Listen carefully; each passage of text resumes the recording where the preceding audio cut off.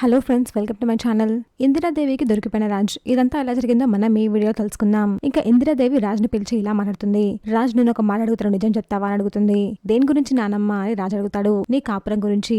అసలు కావ్య నీకు మధ్య ఏం జరుగుతుంది అని ఇందిరాదేవి అడుగుతుంది. మా ఇద్దరి మధ్య ఏం జరుగుతుంది నానమ్మ, మేమిద్దరం బాగానే ఉన్నాము అని రాజ్ చెప్తాడు. అసలు నీకు ఎందుకు ఈ డౌట్ వచ్చింది అని రాజ్ అడుగుతాడు. కావ్య మునిపట్లా లేదు. ఆఫీస్కి వెళ్తున్నప్పటి నుంచి నేను గమనిస్తూనే ఉన్నాను. మనసులో దేని గురించో బాధపడుతూ కనిపిస్తుంది.